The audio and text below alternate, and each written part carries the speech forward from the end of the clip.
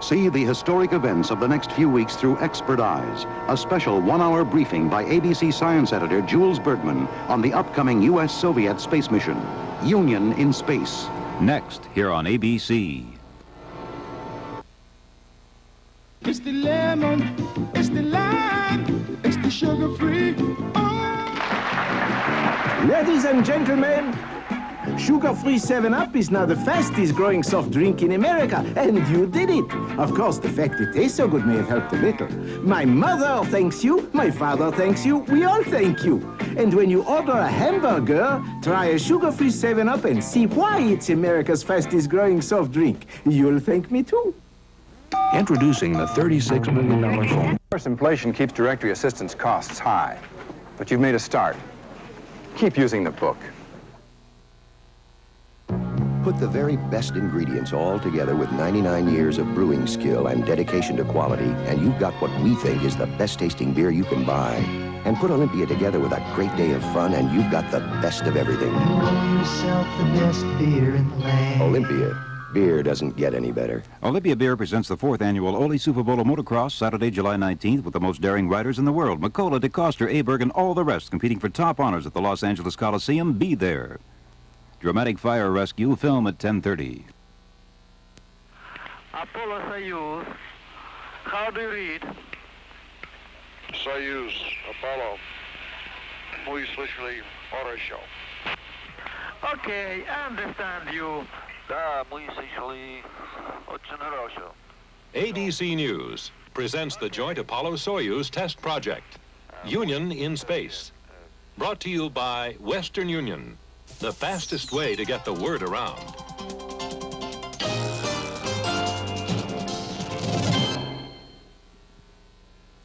The countdown for history's first Soviet-American space mission is underway. In less than 48 hours, this Tuesday, a Soyuz spacecraft will blast off, followed 7.5 hours later by an Apollo launch from Pad 39B behind me. Never before have two nations launched spacecraft and men to link up and fly together. The mission will prove out future space rescue techniques, but its greatest significance is in the political and diplomatic cooperation it has generated.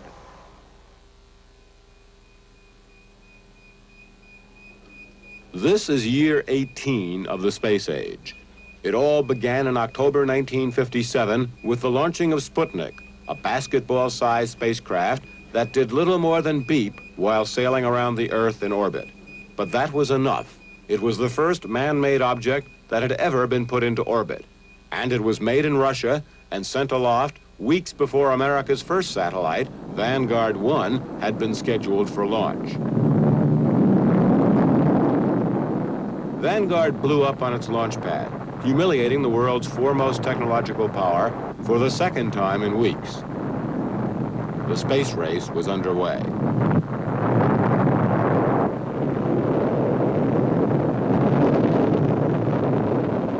Americans were stunned again when Yuri Gagarin was launched on this short single-orbit flight just 3 weeks before Alan Shepard was due to be hurled aloft on the first U.S. suborbital mission, lasting just 15 minutes. Liftoff at 34 minutes after the hour. All right, liftoff and the clock has started. Less than 4 months later, Russia launched Germain Titov on a 3-orbit flight. Now 2 Russians had been in orbit, but no American. Godspeed, John Glenn. Not until February 1962, 7 months later, would America launch John Glenn on our first orbital mission.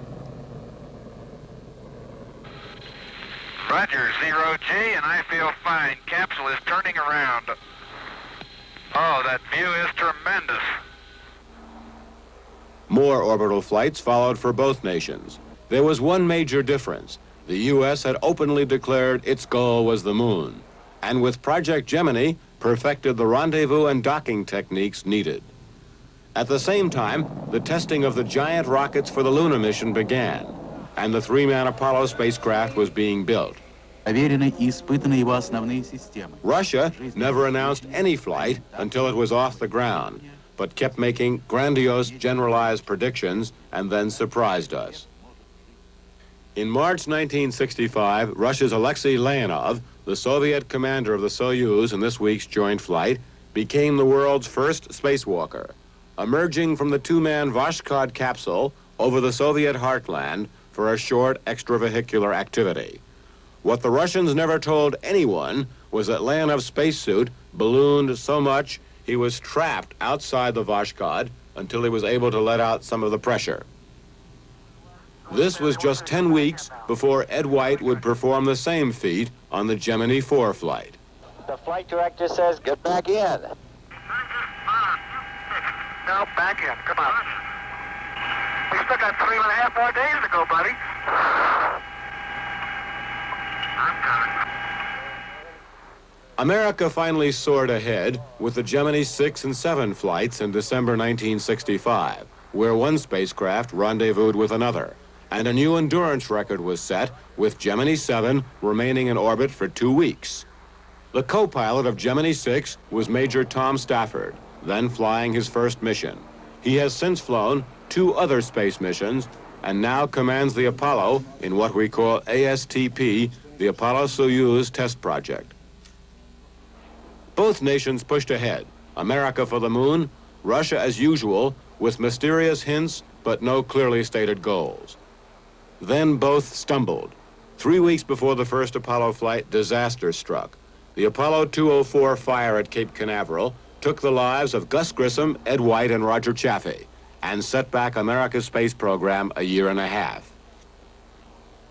Russia also experienced its first tragedy in 1967 when Vladimir Komarov died on the first manned flight of the new Soyuz spacecraft. Its attitude control system malfunctioned during re-entry, and Soyuz tumbled out of control. After that, almost all the honors were American as the Apollo program came of age. Frank Borman, Jim Lovell, and Bill Anders orbited the moon on Christmas of 1968. In the beginning, God created the heaven and the earth. And the earth was without form and void, and darkness was upon the face of the deep. And the Spirit of God moved upon the face of the waters. And God said, let there be light. And there was light. And God saw the light, that it was good.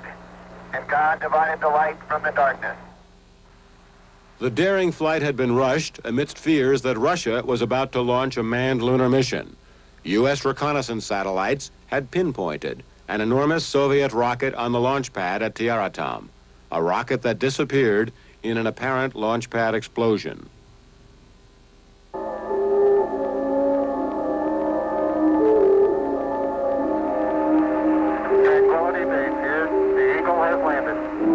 Then on July 20th, 1969, Eagle, the lunar module of Apollo 11, touched down on the moon, and Neil Armstrong and Buzz Aldrin set foot on man's nearest planetary neighbor.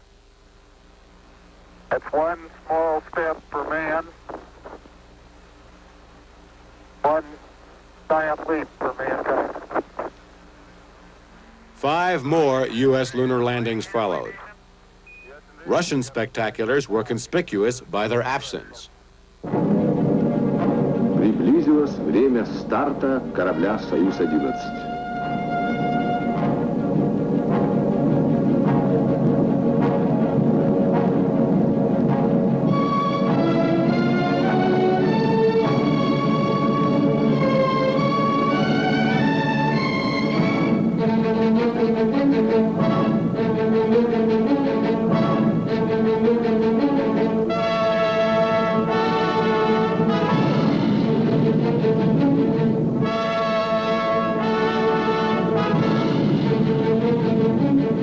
Not until 1971, with the launch of the Salyut space station and Soyuz 11, does Russia begin to move on again.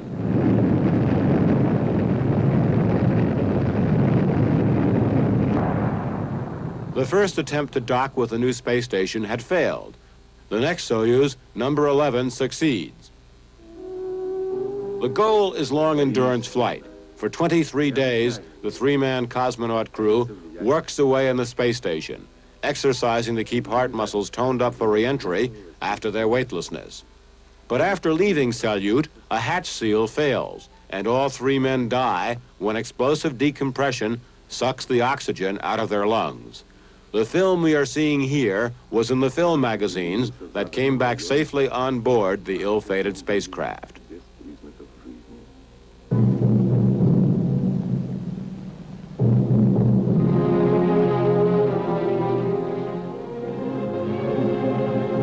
Покорение и освоение космоса немыслимо без подвигов. There is a price we pay for progress, the Soviet narrator tells us in this film. For 2 years, while the Soyuz hatch and seals were redesigned and tested, there were no manned Soviet flights. Now, both nations have learned that there is a price that has to be paid for progress. America goes on to fly not 1, but 3 Skylab space station missions, a space station dwarfing Salyut on flights lasting up to 84 days. But the first phase of the manned space race is ending. An era is ending. Both nations have begun to realize that space exploration is getting more and more costly. Stung by America's landing on the moon, Russia realizes the big prize is not to be hers. When America's first man to circle the moon is invited to Russia for a visit, the stage is set for space cooperation. Well, before we ever went on the visit, I talked to Secretary Kissinger and also to President Nixon about the possibilities of suggesting this and whether it would be useful in furtherance of their plans, and it got the go-ahead. And so we arrived somewhere in late June, or I remember we were there for the 4th of July.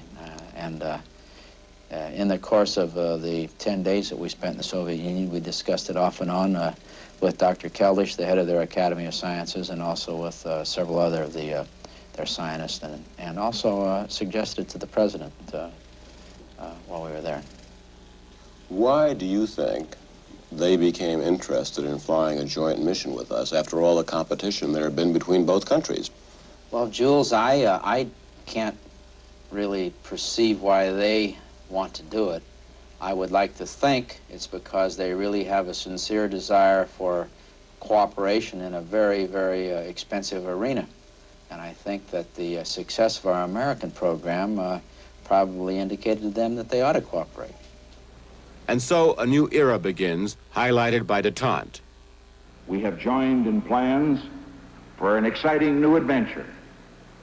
A new adventure in the cooperative exploration of space, which will begin, subject to congressional approval of funding, with a joint orbital mission of an Apollo vehicle and a Soviet spacecraft in 1975.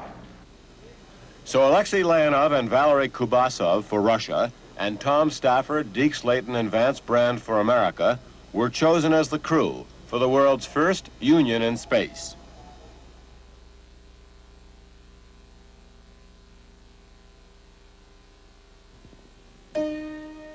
Sending word across our nation when it was young could take days, even weeks. Rapid communication was impossible. Then, Western Union spanned America with wires, telegraph wires that could speed words across country in minutes.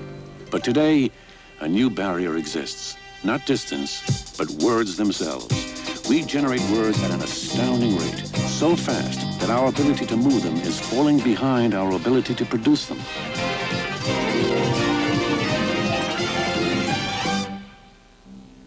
But a new era is dawning.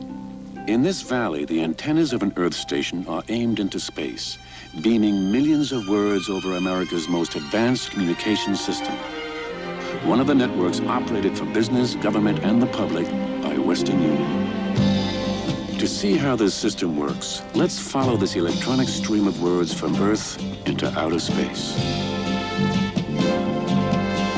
Here, more than 22,000 miles above Earth, is America's first domestic communications satellite, Western Union's WestStar.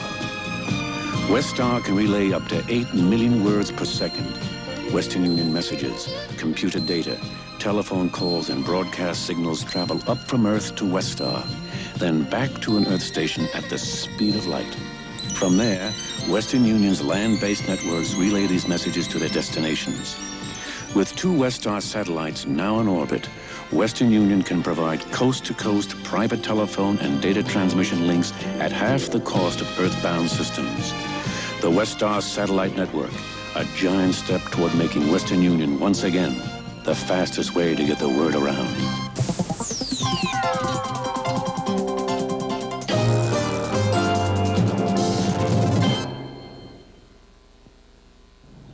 If Americans, after 6 lunar landings and space station flights lasting nearly 3 months, have lost some of their gee-whiz attitude toward space, not so the Russians. This soaring space needle in Moscow symbolizes Soviet enthusiasm. It is shaped like the ascending arc of a missile lifting off, with a rocket capping it, supported by workers and peasants. Dominating the base of the needle is a heroic statue of Konstantin Tsiolkovsky, the father of the Soviet space program. A largely self-educated peasant genius, Tsiolkovsky had been ignored by Tsarist Russia. From the turn of the century, he lived and taught in remote Kaluga, 110 miles east of Moscow. In its quest for heroes, Communist Russia discovered Tsiolkovsky, and he was brought to Moscow and honored to take his place as the guiding spirit of the newly created space program. Tsiolkovsky's home has been turned into a shrine, with his books, instruments, tools, and telescopes laid out even as if he was about to use them. A mile away is the Kaluga Museum, a major installation honoring his memory, a full-scale tribute to the Soviet space program. On a hillside terrace are full-size examples of most of Russia's space rockets. The scene is dominated by a Vostok rocket, identical to the booster that hurled Russia's first cosmonauts into space. Inside the museum are duplicate spacecraft and models of just about every vehicle Russia has ever sent into orbit or to the planets. The small lunar soil sampler that was sent up even as our astronauts were first landing on the moon. The one-man Vostok spacecraft in which Gagarin, Titov, and the early Soviet space pilots flew. They ejected from it at 23,000 feet after re-entering the Earth's atmosphere. At the Moscow Space Exhibition, a lunar crawler that traversed the lunar terrain hundreds of yards to get soil samples. The Vashkod, with an improved landing system. It was able to carry 2 men because they no longer had to use ejection seats but could land in the craft. And then Soyuz, the latest Soviet craft, in which Leonov and Kubasov will fly the ASTP mission. There can be no doubt that cosmonauts are the modern Soviet heroes, almost unmatched.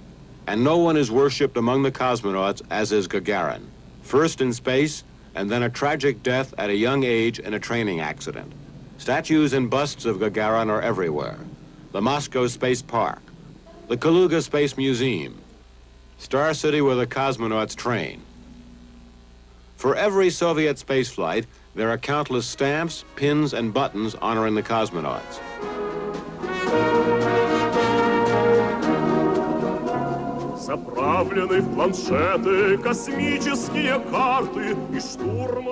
Soviet children join space clubs like Americans belong to the Boy Scouts. There's even a Soviet record devoted just to space. This song is called Meeting the Stars. Я верю, друзья, караваны ракет помчат нас вперед от звезды до звезды. На пыльных тропинках далеких планет останутся наши следы. На пыльных тропинках далеких планет останутся наши следы. Soviet television glorifies the exploits of the cosmonauts, as in this film.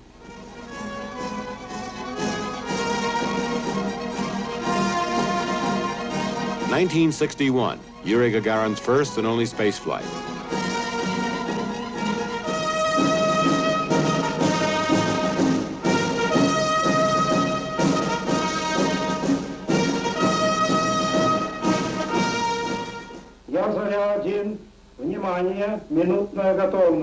Attention, attention, 1 minute to launch. I understand. Not identified in the Soviet film is this man, Sergei Korolyov, Russia's legendary chief spacecraft designer, who in the early launches personally commanded the effort after having led the design and testing work on Vostok, Vashkod, and early phases of Soyuz. Korolev, caught up in the Soviet purges of the mid-30s, did a lot of his work confined in a Moscow prison. After his first jet engine design succeeded, he was given full release but never given public credit. Not until he died in 1966 was he publicly identified. Now, Korolev's statues are displayed in all the space exhibits. The Soviet film then shows us most of their early cosmonauts and highlights of their flights. Germain Titov, Pavel Popovich, Valentina Tereshkova, the first woman cosmonaut. At the Moscow Space Exhibition, a heroes gallery of all Soviet cosmonauts, past and present, living and dead, a permanent tribute to the more than 36 Russians who have flown in space. 1965, and Alexei Leonov, a 30-year-old cosmonaut, after his first mission, explaining what he had done. Now, of course, he is commanding Soyuz on this week's ASTP mission. This brief walk in space on the Voskhod 2 flight made Leonov a new instant Soviet hero. In reality, Leonov was no new kid in town. He'd been a cosmonaut from the very first days of the late 50s. A parachutist and pilot, Leonov had made 150 jumps. The parachute experience was a qualifying requirement for spaceflight because early space pilots, after ejecting, had to parachute to land.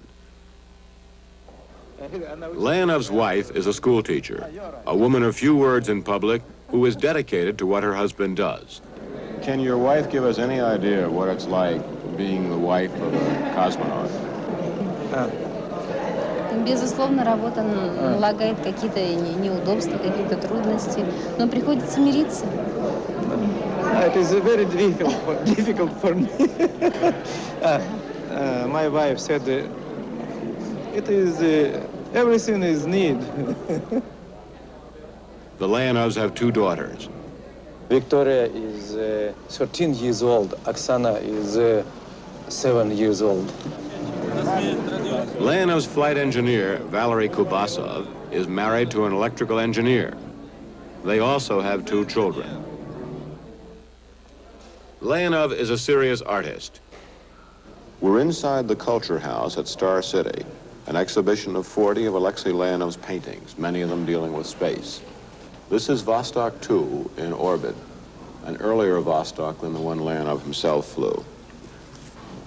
3 layers of brightness as seen in orbit from Vostok 2 in 1965.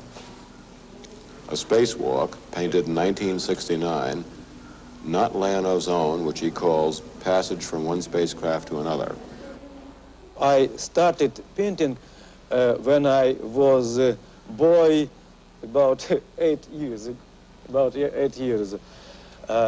My father made me present in 1942 a lot of color pens and one box with watercolor.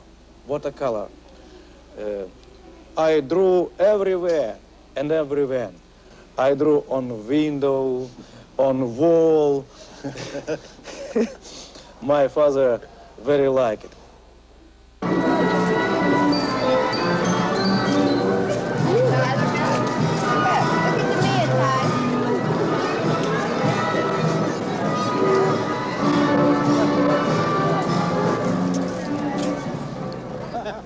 A highly sophisticated man, Leonov wears suits he bought in Paris, is a member of the Soviet parliament representing a Moscow district, and in contrast to the cold and stern image many Russians project, has been friendly and outgoing during his visits here.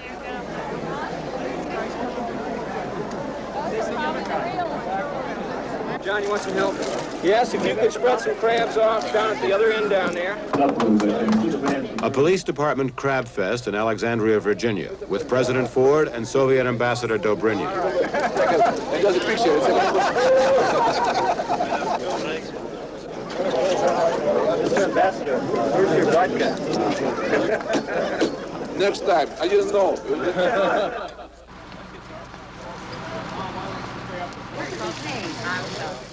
At the Alamo. What's your name?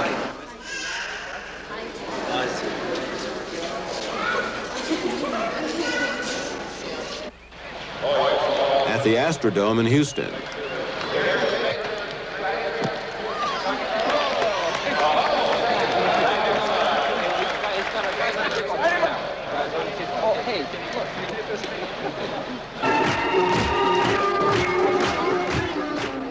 A festival in San Marcos.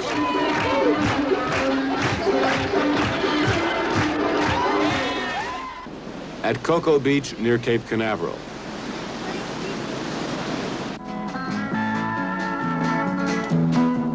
At a Texas barbecue, Lana stole the show, entertaining his hosts. Не слышны в саду даже шорохи, все здесь замерло до утра. Трудно высказать и не высказать все, что на сердце у меня. Трудно высказать и не высказать московные вечера.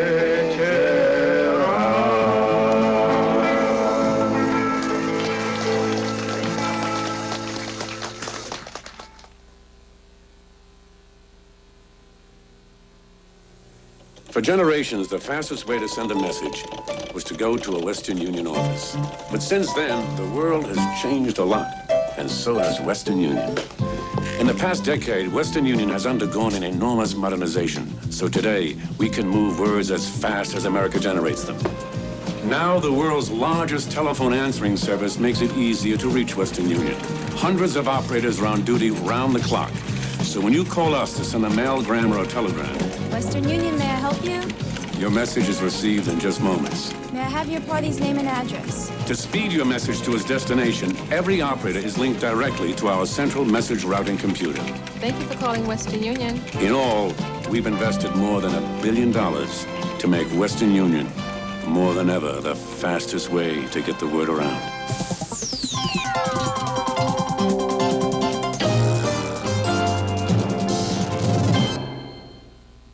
It's Comedy Week on the 3:30 movie.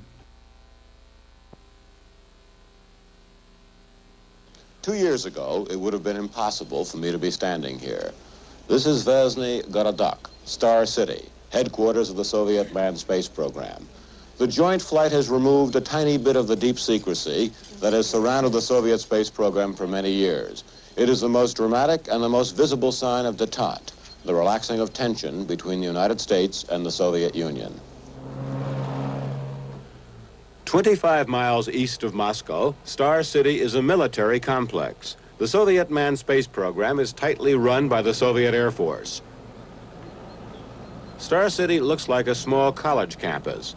Only after America's repeated landings on the moon showed the Russians that they weren't supreme in space did the Soviet High Command begin to open up a bit. The Apollo-Soyuz test project is a big step in that direction. But there is still tight discipline and secrecy surrounding the USSR space program. At the same time, the Russians have made big concessions to show off the joint program, a program many think they embarked upon, at least partially, to show the world they had parity with the U.S. We're in the heart of Star City. They call this area the Gagarin Space Center, named after Yuri Gagarin, the world's first man in space, who tragically died in a jet trainer crash not very far from here in 1968. The cosmonauts live in the buildings right behind us. They train and get ready for flights in the other buildings also on this campus-like setting. The heart of the training operation at Star City is this simulator building, which houses mock-ups and spacecraft. The biggest thing here is the Salyut space station. Far from being a wooden mock-up, it, like the Soyuz simulators, is an actual spacecraft, which the Russians turn out in what has to be nearly mass production for space hardware. We're inside the Soyuz spacecraft at Star City. This is the way it'll look after Soyuz and Apollo have rendezvoused and docked and begun to exchange crews for the 2 days of the flight. Tom Stafford, Vance Brand, and Deke Slayton all will take turns here inside the Soyuz spacecraft itself, as well as in the docking module. while the two Soviet crewmen take turns inside Apollo. It's the first time any Western newsman has ever been inside a Soviet spacecraft, at Star City or anywhere else. Soyuz itself is really two spacecraft. The descent module, in which the cosmonauts launch and then re-enter and land, and the orbital module, where they live and work during the flight. Neither one is exactly large. Well, the Soyuz is different from Apollo, but it's certainly perfectly satisfactory. Be no problem. For a tall man like yourself, is it awfully snug? Well, snug, but you keep your knees up closer, Jules. It's adequate in size. It's adequate in size. How about the instrumentation and the safeguards as compared to Apollo? Well, no, they have redundant systems. Like you look over here, they have reserve batteries, and they have the buses split. We've gone over all the systems here, and they use the disciplines in space of having backup systems, interconnects. Would you buy this spacecraft if you had to launch in it? Sure, there's no problem. And we've been through all of their systems. They're specialists, and we've analyzed it, and to me, it's a good. I'm going to be flying it in space. How do you rate Soyuz as opposed to Apollo? Well, they were designed for two different missions. Apollo was designed to go to the moon, you know, and have systems fail out and get back, where this was designed for Earth orbit. If we designed only Earth orbit, Apollo would have been a lot simpler. Alexei, how do you rate Apollo as compared to Soyuz? Rate. Как что нравится Apollo? I know Apollo spacecraft and I know Soyuz spacecraft too. 20 minutes ago I said you this is a very different spacecraft. The objective of the Apollo spacecraft is mission to the moon. The objective of this Soyuz spacecraft is a mission around the ground. Okay. Okay. Which spacecraft would you rather fly, Alexei, or doesn't it matter? I like Soyuz spacecraft and I like Apollo spacecraft too. I can fly. The astronauts' training was the furthest the Russians have ever gone in letting Western newsmen in to look around. The Russians had barely started this facility when ASTP was begun. They then expanded it. Some of the training methods and consoles are startlingly similar to those worked out by the U.S. Space Agency. Apollo Soyuz, how do you read? The crew may experience all kinds of technical problems, but the language barrier after 3 years of training isn't likely to be one of them. Долго стоит. Okay, I understand you. The American crew will speak only Russian. The Soviet crew will speak only English. We understand each other very well. When Tom speak in English slowly, I understand too. When I speak Russian slowly, Tom understand me, I'm sure. I can see you've got the English mastered, but Tom, when you've docked, for example... Okay. When you've docked, how are you going to tell Alexei we are opening the hatch? Сейчас я открываю люк номер 1. We've equalized the pressure. Мы выравниваем давление из люк номер 1. Everything is normal. Все нормально. How do you read me, Tom? Отлично. Как слышите меня? I read you well too. No 5x5, just I read you well. Хорошо. 5. 5x5. Loud and clear. Piloting language is really a universal language, is what you two are saying. Да, это самое. How about food? Are you both going to try each other's food? In Apollo spacecraft, we will eat American food. When American member Apollo spacecraft will be in the Soyuz spacecraft, they will eat Russian food. Tom and the other American astronauts tasting Soviet food. The Soviet crew tasting the American food. How did you take to the Apollo food? I like it, but I more like Mexican food. Chili. Chili. You know, I come around like that, and I'm right here. I just roll like that. We're already there.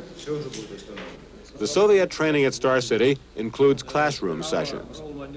The U.S. training in Houston included a review of survival equipment for the Russian backup crew. Signaling mirror. Mirror, signal mirror. Лица, друг, радио. Это радиомаяк.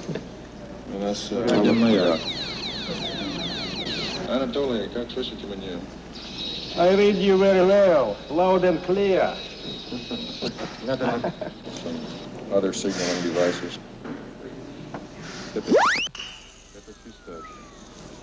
А, турбинка.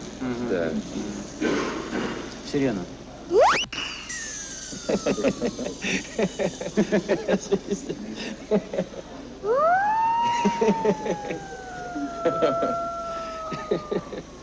Goodbye.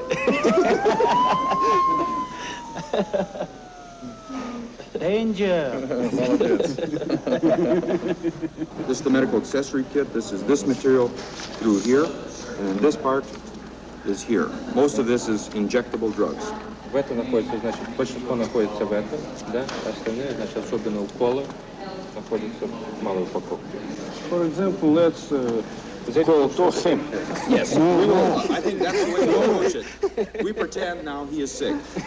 We pretend he has gotten sick. I don't agree. He doesn't want treatment. Okay, first he'll get his temperature. How many times does it? Open your mouth. Open your mouth.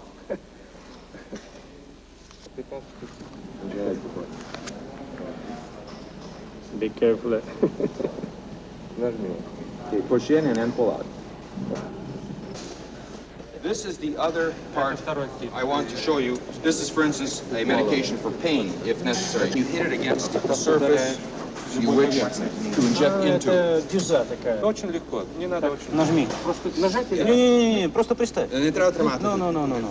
Просто приставь. Толкни, ну да. Ударь больше. Сильнее. Okay?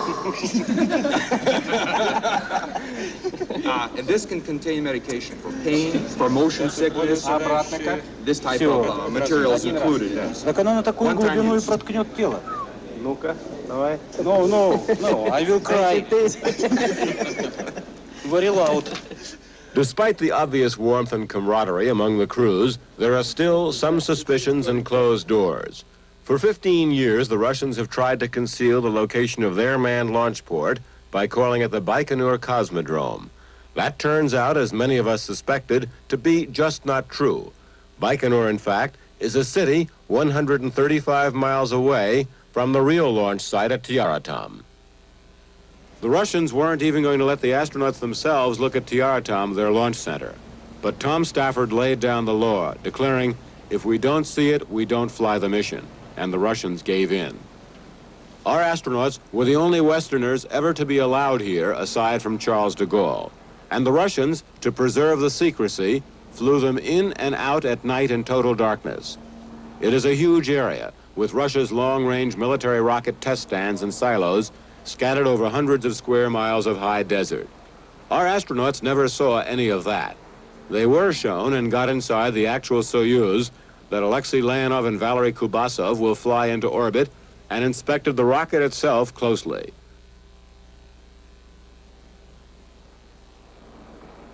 The Russian system is such that if the first rocket fails, they can launch a new one within 2 days.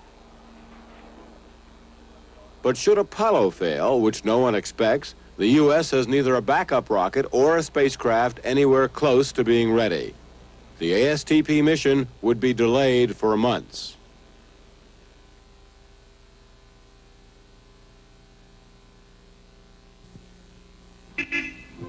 Mrs. Ruth Fenton of South Pasadena, California, is about to receive a birthday message from a married daughter in Philadelphia. But this year's birthday greeting is special. Good morning, Mrs. Good morning, Art. Oh, a mailgram. It's a greeting that came by way of Western Union's Westar, a communications satellite more than 22,000 miles in space. Yesterday afternoon, her daughter called Western Union and dictated a message. Next, Mrs. Fenton's mailgram bounced at the speed of light from coast to coast via Westar and arrived at her post office for delivery in this morning's mail. Westar can speed messages between points all over the country. Low-cost mailgrams. Another way, Western Union is the fastest way to get the word around. Good news, dear? Yes, Alex, the kids are coming west next month. Oh, that's great.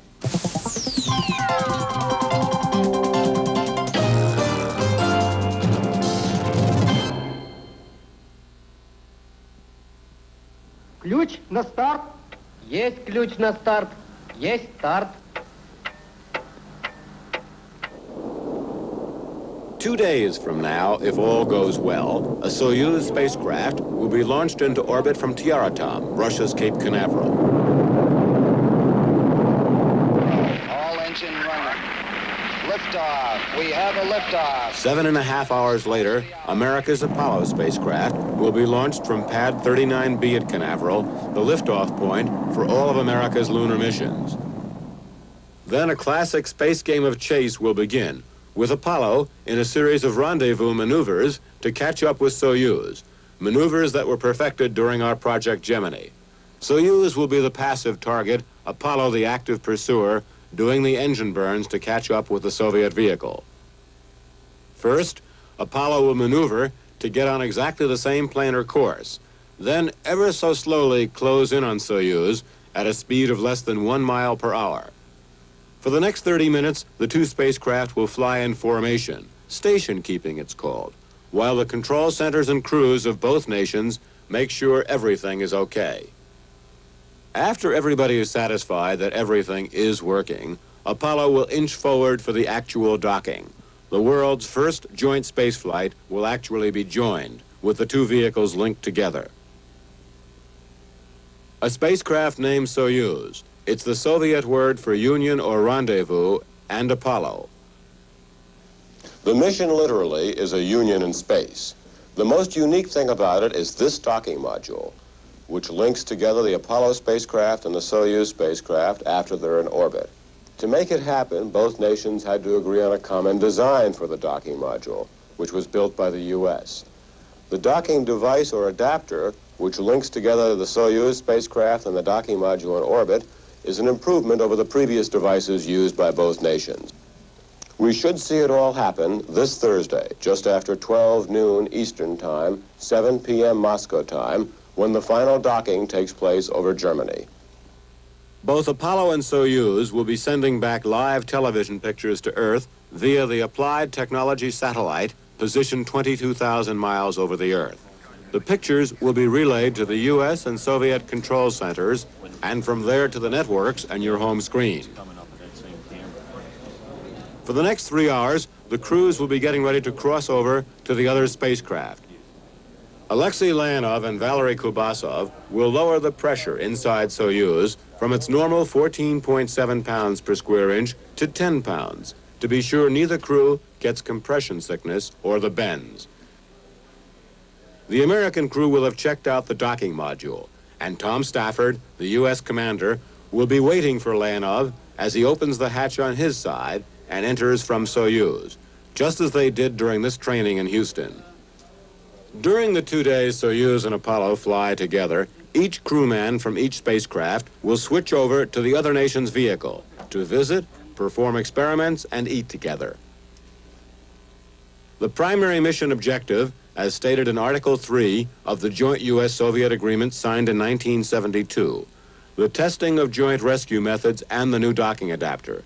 The goal, more simply, is to enable the rescue of stranded spacemen from any nation and to lay the foundation for future joint flights, some already being talked about.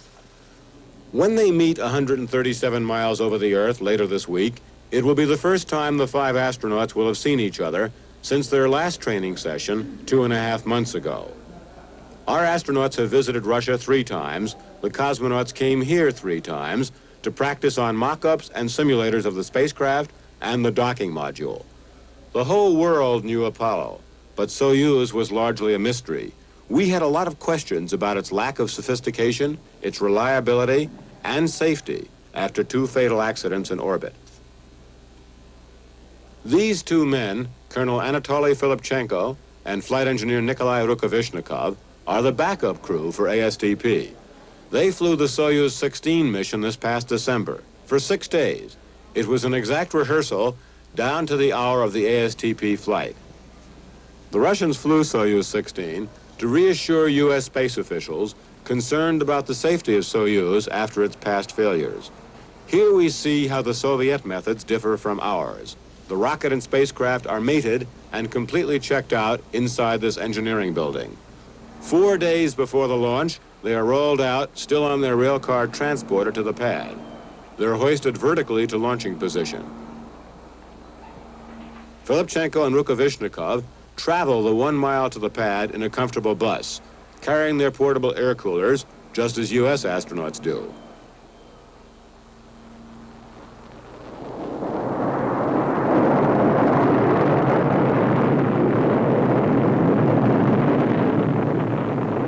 The launch was perfect, and by all accounts, the entire flight was a full success. The two cosmonauts had no problem in the orbital part of the flight, and then simulated the docking part of the mission. They carried a mechanical docking ring up with them, and using it, extended and retracted their part of the joint docking system, proving it worked. Just before coming back to Earth, they ejected the docking ring, leaving it in orbit, and here we see Soyuz backing off from the docking collar. A first, the first time we have seen a Russian spacecraft descending on its parachute. With huge open stretches, the Russians have always brought their vehicles down within their own borders on land and have no concern about coming down in a populated area. The U.S., with much less open land, has always used the vastness of the oceans for landing. The dust cloud we're seeing here is apparently snow and dirt kicked up by small rockets the Russians use at the last moment to slow the spacecraft before it touches down. After 2 successes, the next Soyuz failed, and the cosmonauts had to use their escape tower to get away from the rocket as it yawed off course. Some Americans still think the Russians have too high a failure rate. Out of 19 manned Soyuz flights, 5 have failed. 2 crews, totaling 4 men, have been killed, all during re-entry. 2 flights failed to dock in orbit, but the crews got back safely. 1 flight, that first Soyuz 18, was aborted during launching, but the crew got back. Comparing the Russian to the U.S. record, 2 out of 15 Apollo missions have failed. 3 U.S. astronauts died in the ground fire a month before the first Apollo flight. Apollo 13 failed in orbit, but the crew got back safely after flying around the moon. The breakdown, then, is that Apollo has had a 13% failure rate, Soyuz has had a 26% failure rate, exactly double. Captain Gene Cernan, who commanded America's last lunar flight and is special assistant to the U.S. program director, is nevertheless satisfied that Soyuz is now both safe and reliable enough for the ASTP mission. To me, it's not dangerous. There's nothing unsafe about it, or we wouldn't have come to the agreements, as I said earlier, that we have come to fly in the Soyuz spacecraft. And if you look at it today, Soyuz is a very operational spacecraft. It is going from Earth to space at regular intervals. It's servicing a space lab called Salyut, although not as big as Skylab. It is an effective spacecraft, and in fact, the Russians now have a forerunner to a shuttle vehicle operating today, and very effectively. What are the basic components inside Soyuz here? Well, in the orbital module here, primarily behind this big shelf, we have some gauges and some controls, but this is their environmental control system. This is their food for life, if you will, in the orbital module, where they get their oxygen and maintain their pressure and get their water and so forth. Food is stored in many containers like this, and they have them around here, and they have bags, much like we do for weight considerations like this, and they have right up against that bulkhead, a little, what they call a food warmer, where they can put tubular food in there and warm it up, and there's an awful great difference between warm food and cold food in space. We're inside the docking module, Gene. What happens in here? The docking module, Jules, is where we go from our low-pressure oxygen to their high-pressure air, and we have to make a pressure change, step up to go into their vehicle and step down to go in our vehicle. So this is, in technical terms, is an airlock, really. Gene, what happens if things go very wrong and our Apollo spacecraft isn't safe, or their Soyuz spacecraft isn't safe for re-entry?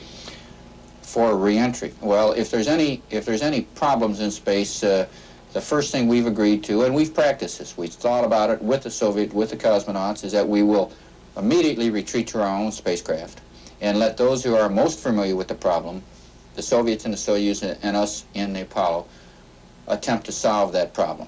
If it's a problem that is not immediately critical, like entry, there's a number of possibilities that could occur. It's conceivable that we could bring 5 men down in the Apollo spacecraft, but it really isn't planned, and we have searched every possibility, and we see no real possibility of this ever happening.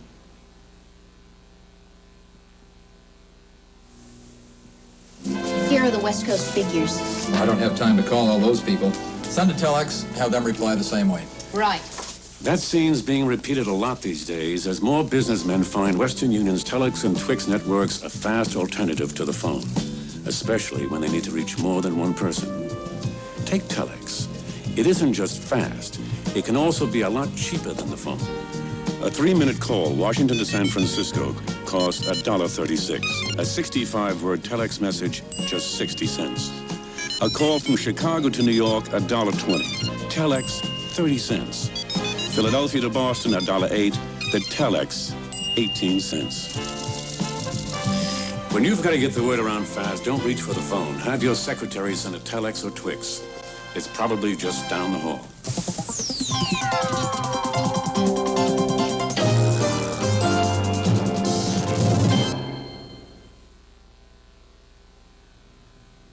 After this ASTP mission, both nations will go their own way in space, but are talking about future missions together.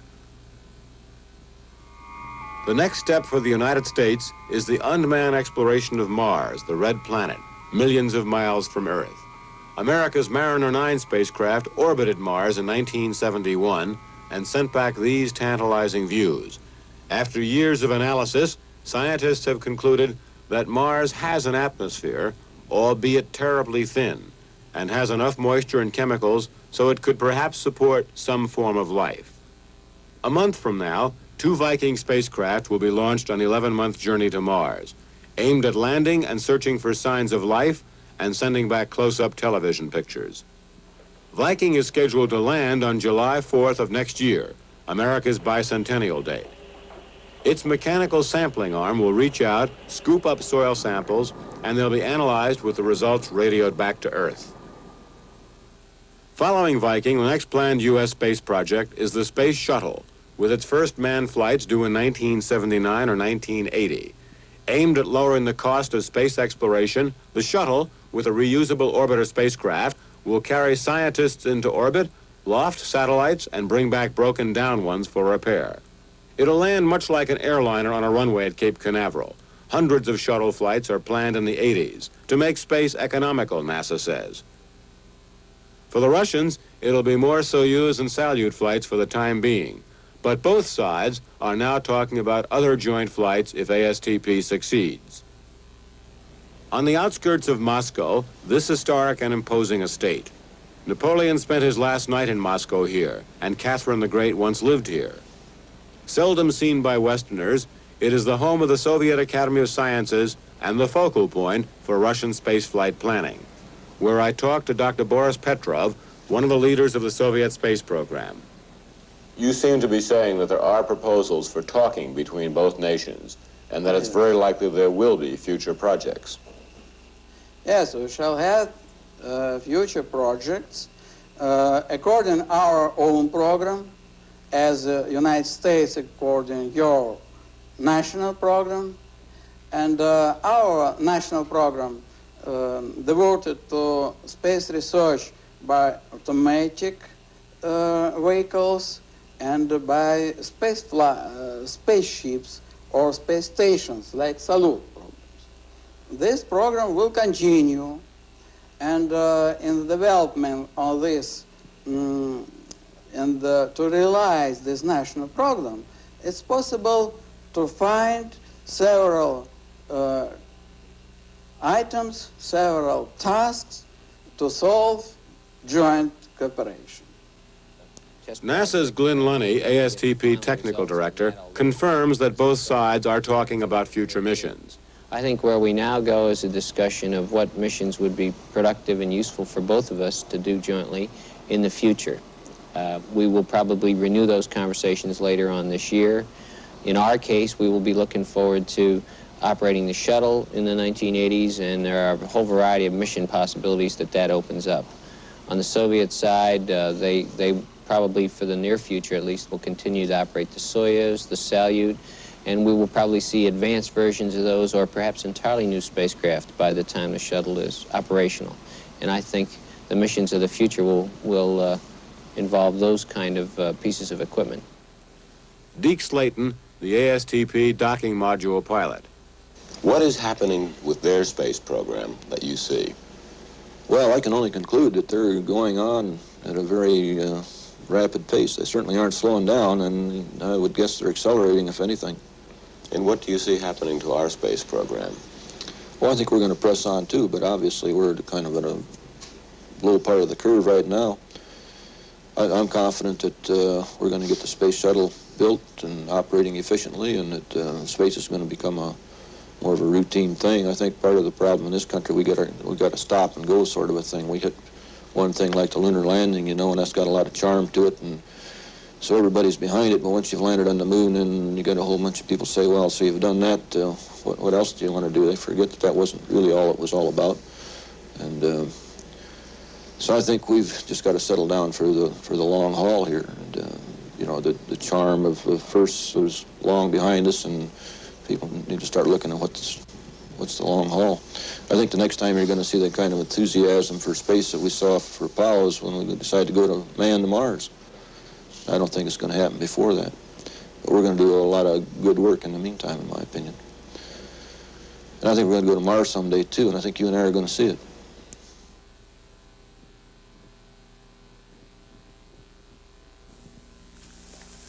Western Union would like to give you a look at an office where new technology is moving our communication services right to the secretary's desk. This typewriter, for example, not only can type ordinary letters, but can send its own messages electronically.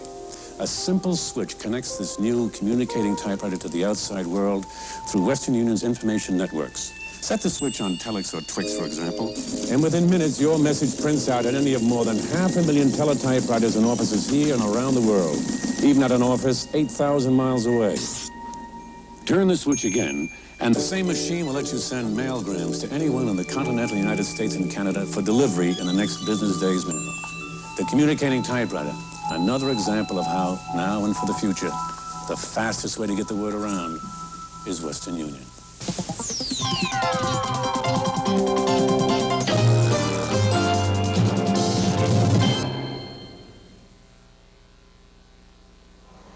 We have seen where both nations can go in space.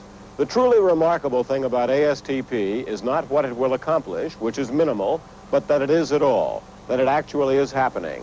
That two nations so politically different, two societies so long suspicious of one another, after 3 decades of confrontation in the Cold War, the Berlin airlift, the Cuban Missile Crisis, the prolonged and continuing conflicts in the Middle East and Southeast Asia, that those two nations can put aside their earthly hostility and distrust to work toward a joint future in space.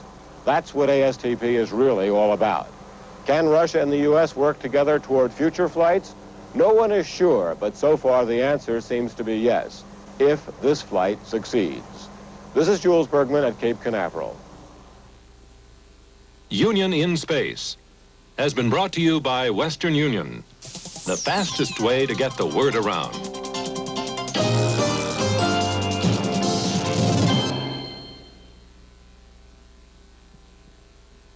It's a brand new day on ABC, and we've got a new game show for you to see. To finish a rhyme, it takes a little time, but rewards are great if you don't hesitate. Rhyme and Reason, weekdays at 11. Take a word and stretch it, cut it, bend and blend it, but don't dare say it or that will end it. Join host Tom Kennedy in the new You Don't Say, weekdays at 12, here on ABC.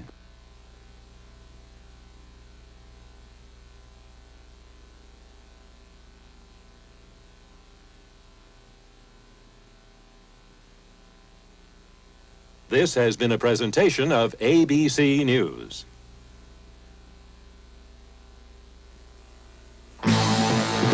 Welcome to the bright new world of ABC. San Francisco in the 1880s, a wide open town where one man worked both sides of the law to close it down. You can't expect these crooks to confide in you unless you're as bad as they are. Brawling and bustling with action, the Barbary Coast. Welcome to a bright new world this fall on ABC. I can't wait! Tomorrow morning, AM America previews a historic American-Soviet joint space mission. That's tomorrow morning at 7, right here on ABC. Israeli planes have raided an alleged guerrilla weapons factory in Lebanon. We'll have a film report tonight, and 2 hold-up suspects captured following a high-speed chase in West Hollywood. American and Soviet spacemen make final preparations for their link-up on Thursday, and a dramatic film report on a woman's rescue of her 5-year-old son from a fire. Also tonight, film reports on a New Jersey tornado, President Ford in Michigan, and the playoff round of the British Open. Next on Eyewitness News.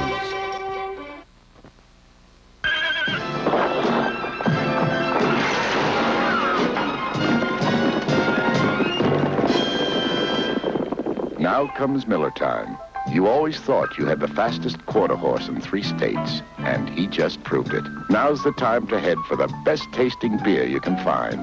America's quality beer, Miller High Life. If you got the time, we've got the beer, Miller Beer. Presenting the SeaWorld Vacation. You'll visit Polynesia and a circus. Meet friendly natives and relax.